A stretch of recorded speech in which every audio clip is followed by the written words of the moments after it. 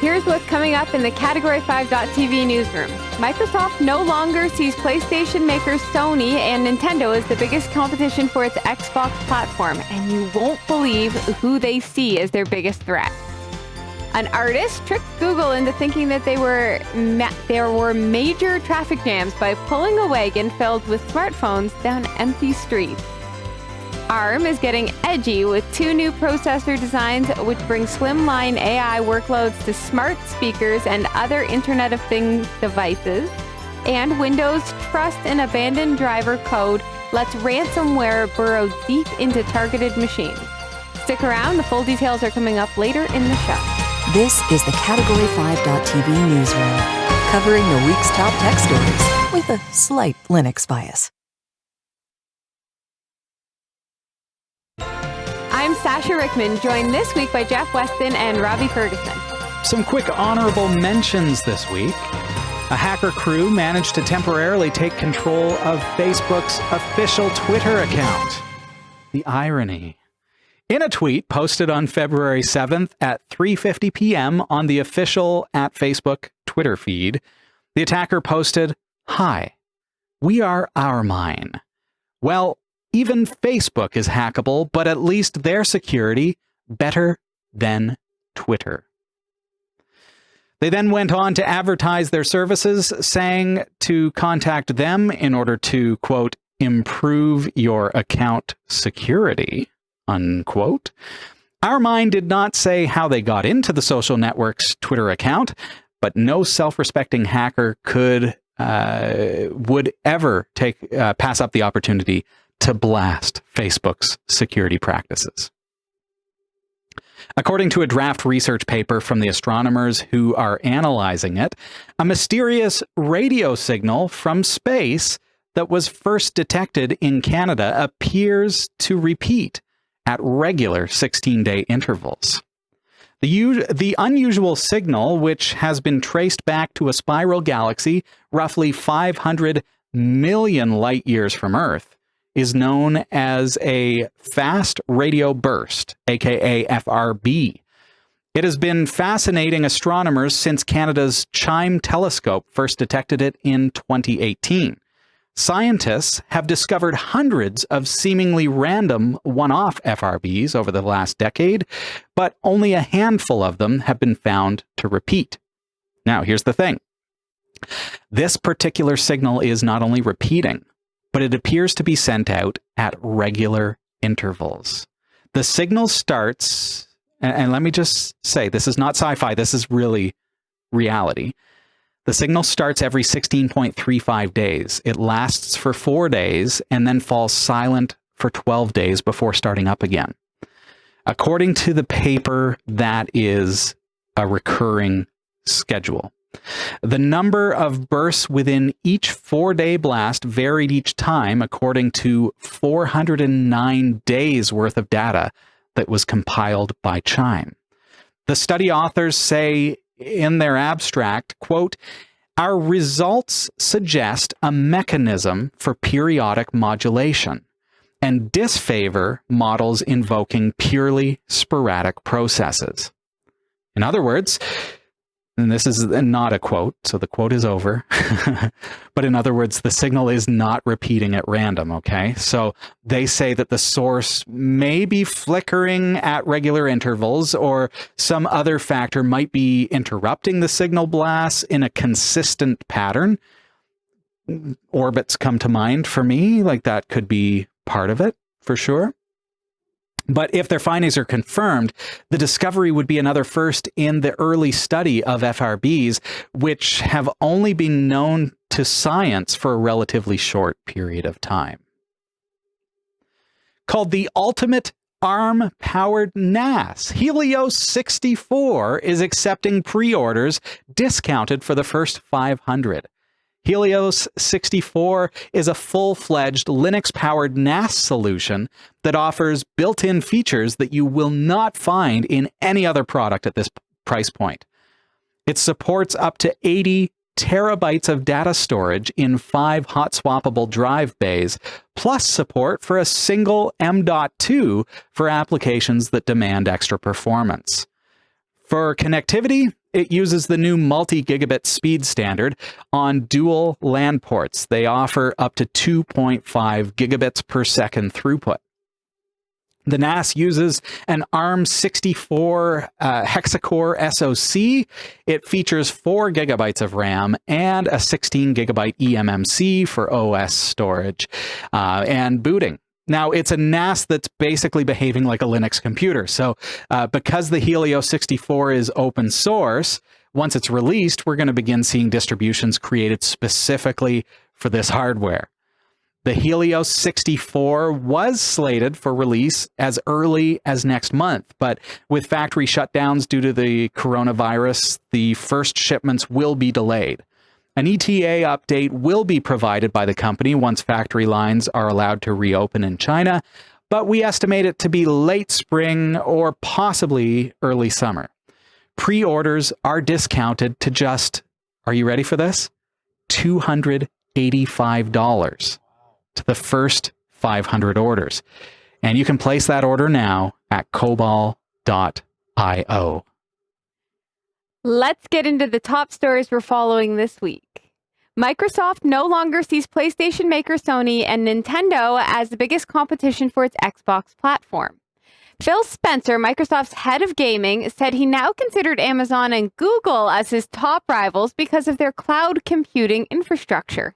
He believes their traditional rivals, Nintendo and Sony, are out of step with the future of gaming. He said, quote, "When you talk about Nintendo and Sony, we have a ton of respect for them, but we see Amazon and Google as the main competitors going forward. That's not to disrespect Nintendo and Sony, but the traditional gaming companies are somewhat out of position," end quote. With cloud gaming, players don't need to buy a games console. Instead, the games are run on servers in huge data centers with the footage streamed over the internet to a TV, computer, smartphone, or a tablet. It means players don't need to buy discs or download games and software updates, which can take a long time. Google entered the home gaming market in 2019 with its Stadia streaming service. The company's vast cloud computing business means that it has the necessary infrastructure in place, but critics say the lineup of games on Stadia is currently sparse. While Amazon and Apple offer games on their app stores and Apple offers a monthly subscription, they don't currently offer a cloud gaming service. However, Amazon also operates an enormous cloud computing business and is rumored to be developing a game service. Sony has offered its PlayStation Now cloud gaming service since 2014, letting gamers stream more than 700 titles to a PS4 console or PC. However, it currently streams games in 720p resolution. By contrast, Google Stadia can stream its games at up to 4K resolution. NVIDIA has officially launched its GeForce Now streaming service after months of testing, and both Sony and Microsoft have already announced that they are still working on new games consoles for home. Totally demonstrates the shift in how things are being, how technology is being provisioned. I feel old, I guess, in the fact that my brain doesn't get it. Like, I don't understand. Like, I'm still really locked into consoles. Well, it's mind-bending. Yeah. Well, we've been sold for so many years that the biggest, most powerful console is going to give you the best gaming experience. Now we're being told, oh, well, you can do it on your phone. You can do it on this little $100 device. You can do it on anything. Oh, and then you can transition over to your computer, which doesn't even have to be a good computer. It can be a Chromebook. Yeah. Right. What? I think the difference, though, and I mean, admittedly, I have not explored Google and Amazon's gaming services, so I can't speak from firsthand knowledge. Sure. But the ability to go offline is what separates the two. Oh, okay. Yes. But but maybe that's the idea, is that we're never offline anymore. Well, and sure we are, but do we really? But when we're at that point, it's just. We're always connected, Jeff. But we're always connected these days. You're right. We are always connected, but that's 5G, 6G. But that's an assumption of necessary connectivity. Like, we see this with our kids all the time. Mm-hmm. They play games that are not online. Mm-hmm. It's downloaded, and that's it. Like, Sure, yeah. Minecraft is a great one for kids that are younger, where they're playing Minecraft. It's not going online. I mean, you could go to Realms and stuff, but the difference here is, if you're gonna go with the cloud-based computing gaming services, you're stuck to a couple of things. You're stuck to what they offer from the choices and the graphics and all that kind of stuff, which I think, again, I don't know from firsthand, would be subpar compared to what you can pull out of, say, you know, an Xbox One S or, you know, PlayStation 5 with their graphics. I mean, I can't see playing like Red Dead Redemption 2 on my phone. You can't see it because you haven't seen it yet. Let me just say, still, from a technological perspective, everything's going cloud. Yes, but the quality, so you're saying, will it look as good? So the quality is not the video. The video is, my TV is 1080p, so it's 1920 by 1080p, regardless of how powerful my system is or not. So yet, for some reason, if I use a first-gen Wii versus a PlayStation 4, I'm going to notice a quality difference in the PlayStation. And sure, it's a different system, and so it is apples to oranges. But what I mean is, the power of that more powerful system, even though my TV never changed resolution, it's still the same resolution. The video quality is still the same. Right. Okay. But it looks so much better because that one is so much more powerful.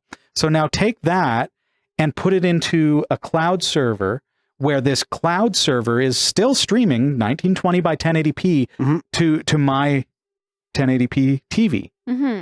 And yet it has so much power. Like, it's a multi-billion-dollar system versus my little $400 console, right? So the resolution is not the bottleneck now. Our internet is capable of streaming 4K video in real time with no latency. Right. That's incredible. So now put a back end in there that is so powerful that I can do that on my cheap device. Yeah. And on any device, and I can transition from device to device. I don't have to buy anything in particular to be able to use my games. And the transition is happening, but the transition is going to be difficult for people like me who still like to go to the store and buy a game. And I actually kind of And if they go out of business, you take it with you and put it on. It doesn't matter. I hesitate even buying digital copies of games. Like, I like to have the actual game, but I understand that the future is coming up quick. I'm still going to buy a PS5, but I'm going to also likely play games on Stadia. Right. Yeah. And that's an interesting point. I want to just reiterate what you just said, which is I'm going to also play video games on Stadia.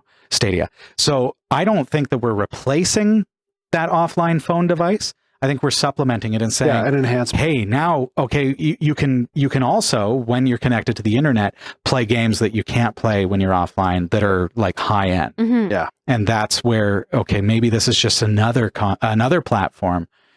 We all have multiple platforms. Well, they have that for VR. I wonder if they'll have like. Now, the latency is too high for VR. Here's the question I would have. It's got to be able to track you with this right now. So, I mean, like, you've brought up VR, which, you know, totally makes sense. In the far future, I suppose. Yes. What about things like frame rate? Like, because you said 60p 4K, that's pretty good to me. No, but I hear you. But you're talking about the screen resolution. I mean, if your internet can't keep up, it's going to impact your gameplay. Sure. Do you remember when it used to be like, oh, I'm lagging so bad? Yeah. Like, is this opening the door to go back to lagging? Are my kids going to go, what is lagging? However, consider this as, and I know we do need to move on to the next story, but consider that the very companies that are pushing the technology shift are the same companies who are controlling the introduction of like Google's gigabit fiber to the home. Right. So if that's so it's going to perform well. It's like you just know that that's what they're driving toward, and they're not going to build a service that's going to fail based on that. This latency is a big thing. Sure.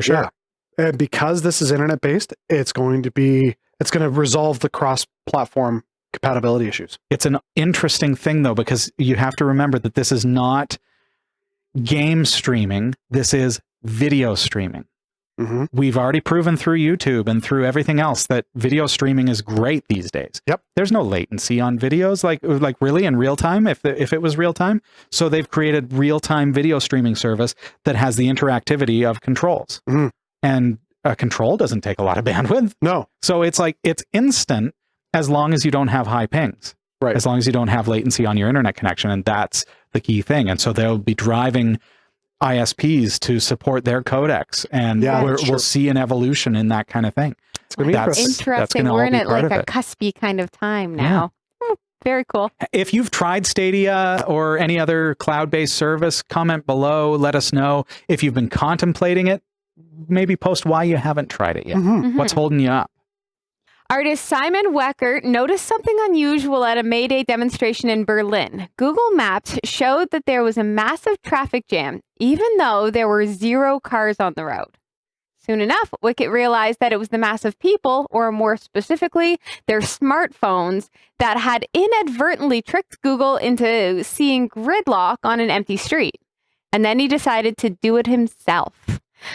Weckert says, quote, "The question was if it might be possible to generate something like this in a much simpler way. I don't need the people, I just need their smartphones," end quote. So he borrowed phones from friends and rental companies until he had acquired 99 devices, which he piled into a little red wagon. The plan was simple. Over the course of a day, Weckert would walk up and down a given street, mostly at random, towing his smartphone-packed wagon behind him. The effect wasn't instantaneous. It took Google Maps about an hour to catch up. But eventually, inevitably, Weckert said that his wagon would create a huge, long red line in the app, indicating that traffic had slowed to a crawl, even though there wasn't any traffic at all. He had effectively tricked the system into thinking a series of large buses was crawling back and forth. Google said in a statement, quote, "Traffic data in Google Maps is refreshed continuously thanks to information from a variety of sources, including aggregated and anonymized data from people who have location services turned on and contributions from the Google Maps community," end quote. They note that while it had figured out how to distinguish between cars and motorcycles, it does not yet have any way to filter for Weckert's setup. Weckert says, quote, "What I'm really interested in generally is the connection between technology and society and the impact of technology, how it shapes us," end quote. The hack is getting attention, not only because it's fun, but also serves as a necessary reminder that the systems people take for granted involve inputs and outputs, and that they themselves are sometimes both. It shows how simple it is to fool a product in which people place a tremendous amount of trust. That is interesting. That's a lot of fun. But I love how the artist has found the spin to say, hey, maybe we're trusting the technology a little too much. So much so that anyone looking at their app or using their GPS that's powered by Google services is avoiding those areas based on his little experiment. Right. So when I had first heard this story, I thought to myself, okay, so 4 people are in a car. Like if you're carpooling and you're stuck in a slow section of the highway, is it going to show up way busier on the highway than it actually is? It's completely, That's nuts. I personally use Waze, which is owned by Google. I think it's the exact same. Well, no, there's some enhanced features that Google Maps doesn't have. It's spelled differently. Okay. Yeah. But what I like about Waze is that it is user input. Unlike a lot of Google Maps that is drawn by anonymous user data and things happening in the back end. So Waze builds off Google Maps, but then you can add your individual components into it. But I have at times had a phone call or a text or something come in where it's like, I need to respond to this. So I'll pull over on the side of the road, do the thing that I need to do, and all of a sudden I get an alert on my phone. We're detecting a slowdown. Oh, are you in traffic? How heavy is the traffic? And I'm like, no, I'm not. Busy. I'm pulled over. And so I'll say no. and move on. They're like, this is odd. Jeff is not texting while driving. No, I follow This is the out rules. of character for I you. follow the rules. But what I could have done is gone, yes, heavy traffic. Sure. Traffic's flowing beside me. But so, I mean, there is that user element. So I've never fully trusted the information I see on those services because I know that there is that user input data. Right. Actually, today on my way to the studio, I always use Google Maps. Even though I know how to get here, I always use it. I like to be told what to do. But Google told me to take the highway, and I looked at the highway and I thought, that's a dead stop. And Google was pretty mad at me. Like, it kept trying to direct me back to the highway, but I was like, I am taking the main road. Was it just that one spot and then it was fine after? I don't know. Yeah, there's one spot on the highway right now. But okay, so this opens up something though interesting about, and I know we need to move to the next story, but about proximity. How specific is location-based services on the phone? Because like my kids play Pokemon Go. Yeah. So when they're at home, if they move from one side of the living room to the next, their character moves with them. Yeah. But when I'm sitting in the car, I'm getting a bigger blip on the map. And so I don't know if it can update as quick to my precise location. It's probably lulling you into a false sense of like anonymity. It knows exactly where exactly where you're parked. So then could Google have not built something into the programming that it watches for the collection of devices and it goes, there are 99 within this box. That's not actual. I think they will now, I think they're Jeff. working on that in this present moment. So it is I don't something think they can saw do. him coming. Yeah, that's right. The wagon foiled us again. Okay, we have got to take a quick break. More of this week's top tech stories are coming up. Don't go anywhere.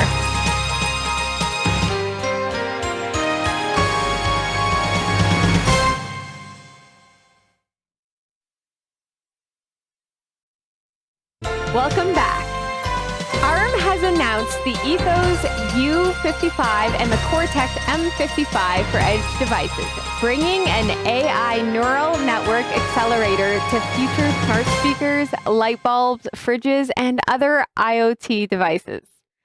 The more powerful of the two, known as the Cortex M55, is a general microcontroller-grade CPU blueprint, while the other, named Ethos U55, is essentially an AI accelerator.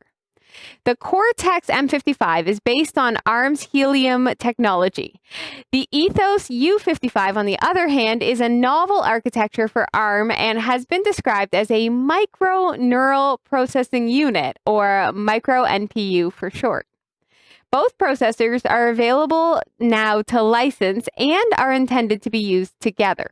The M55 running application code, the U55 doing all the neural network mathematics in fast hardware.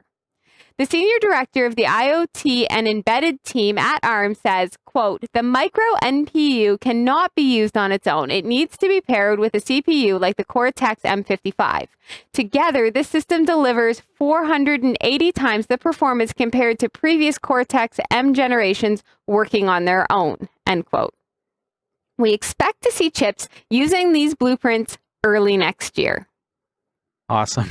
I can't believe this is real life, that neural processing units are now a part of an SoC. Like, this is, so it's just sci-fi to my 1980s mind. Like, I remember when, which Star Trek was it where they use the neural packs? Neural pack? What are they called? Oh my gosh. One of the Star Treks, was it Enterprise maybe? Where there's like a... Oh, to have like telepresence? Yeah, within the ship, and like they would blow out and they'd have to replace them. And they were like these gel pack things. And I'm like, that would never happen. Oh, okay. I think it was Star Trek. I don't think that's what this is. No, I understand. No, I understand that. But I remember watching that. I think it was Star Trek Enterprise. And I was like, there's no way we're going to have that kind of advanced technology. It's not possible. And this is like 15, 20 years ago. And now I'm watching stuff like this where it's like neural networks. I'm like, oh my goodness. Every year there's a new possibility. And I never would have expected this. This is, yeah. Like, so we're talking like the next gen of AI. Which is so crazy. That these little chips can now process teraflops worth of information. Like, it's, I don't know what it really is, but it's like ridiculous amounts of data having to do with AI. Right. So that the next thing is that, you know, coders will be able to make thinking devices. So those smart speakers with this technology will be smarter. Yeah. I wonder how What's it's going to interesting change to me phones. is the fact that they're two separate things. Like, I'm surprised that Well, they don't you have to just- have a CPU. You have to have the ability to run traditional code. Yeah. Right. Otherwise, you wouldn't be able to, as a human, interact with it. Yeah. There has to be a layer for humans to be able to access the NPU. Yeah. Otherwise, it'd just blow our minds. How quickly before this would be adapted for phones? And Well, we like, already mobile have devices. AI technology in phones. Right, but I mean at this level. I don't know. Like, because that could change mobile computing. Sure. It's going to change a lot of stuff. Oh, it's going to be But wild. that's the idea, is that it's getting faster, smaller, Yeah. and more integrated. That's the way technology goes. And so we're seeing a massive shift in how data is processed because we're specifically looking toward AI. We're not far And from machine learning. from a Jarvis in our little classes. Attackers behind one of the world's more destructive pieces of ransomware have found a new way to defeat defenses that might otherwise prevent the attack from encrypting data, installing a buggy driver first and then hacking it to burrow deeper into the targeted computer. The ransomware in this case is Robinhood, known for taking down the City of Baltimore networks and systems in Greenville, North Carolina.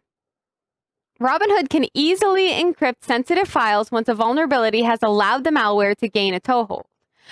For networks that are better fortified, the ransomware has a harder time breaking in. Now, Robinhood has found a way to defeat these defenses. In two recent attacks, researchers from security firm Sophos said the ransomware has used its access to a targeted machine to install a driver from Taiwan-based motherboard manufacturer Gigabyte that has a known vulnerability in it. It's the same vulnerability that led to Gigabyte officials discontinuing the use of the driver. But since it contains Gigabyte's cryptographic signature, the Windows operating system trusts it and allows it to run in the highly sensitive Windows kernel region of the OS without question. With the benign but buggy driver installed, Robinhood then exploited the vulnerability to gain the ability to read and write to virtually any memory region chosen by the attacker. The Robinhood exploit changed a single byte to disable the Windows requirement that drivers be signed.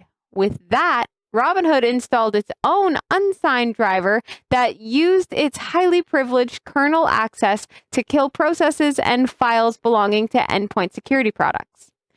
The advanced status of the driver gave it greater ability than other techniques to ensure that the targeted processes are permanently stopped. There are other Windows trusted drivers with known vulnerabilities that could be used in the same way of Gigabyte's drivers. These include signed drivers from VirtualBox, Novell, CPU-Z, and Asus. And while the Gigabyte driver may be the first known instance of this type of hack, it very well may not be the last, and points to a need for Microsoft to reassess the way their certificate revocation procedures. That's tough. Because the part of me wants to say, oh, we'll just revoke the certificate anytime there's an exploit. But remember that then that would nullify everybody's drivers. Right. So this is almost, I mean, as I'm hearing it, this is like a new wave of Trojan attacks, so to speak. Yes. That's what it feels like. Right. Like you're coming in through Trusted. Trusted source to get access. Is that not the basic principle behind it? Or is it a whole different way of doing it? Just feels like, so they're using it as an elevated privilege tactic. So they're using a driver that Windows trusts because of the signature being valid.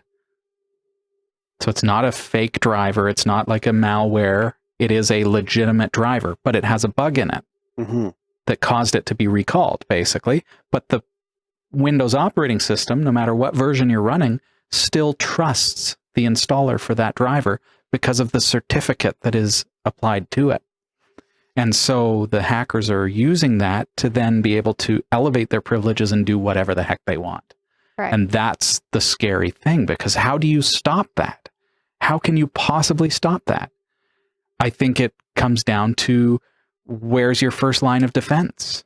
I think the only thing that you can look at is, how did they get in the first place? Mm-hmm. Was it a phishing scam? Was it somebody clicked on an email that had some fileless malware that allowed somebody to run something resident in their computer? Is it that you have remote desktop turned on one of your computers on your network? And that's really easy to hack. Now, I don't know how certificates work, just because I haven't delved into that. Mm-hmm. But does each certificate and each driver have its own like certificate identifier? No, the driver doesn't have its own certificate, but the company that manufactures the driver does. So that certificate says, yes, to Microsoft, this is a Gigabyte driver provided by Gigabyte, because it contains the certificate that proves that this is a legitimate driver from Gigabyte. So what if the certificate system changed in such a way that you have your main certificate, say for Gigabyte, but then you have your sub-certificates for each driver rollout, so that it identifies this driver as this subset? Yeah. Would that help identify the... As a developer, I feel like you're giving me nightmares right now, Jeff. Oh, okay, fair enough. I'm just trying to think outside the box. I like where you're going, but it just sounds like a logistical nightmare as far as managing those certificates. Like, it could just be a nightmare. I think maybe some kind of an heuristic analysis that is able to identify, maybe it's a checksum that identifies known faulty drivers or deprecated drivers, right, so that Windows could say, yes, this is a valid certificate. However, Gigabyte has marked this certificate or this installer as bad. Right. It's got to be some kind of an identifier. Yeah. It'll be interesting. Yeah, do that. Oh, yeah, exactly. Problem solved. That's the answer. Wonderful. Big thanks to Roy W. Nash and our community of viewers for submitting stories to us this week. Thanks for watching the Category 5.tv newsroom. Don't forget to like and subscribe for all your tech news with a slight Linux bias. And if you appreciate what we do, become a patron at patreon.com/newsroom. From the Category 5.tv newsroom, I'm Sasha Rickman. And I'm Robbie Ferguson. And I'm Jeff Weston.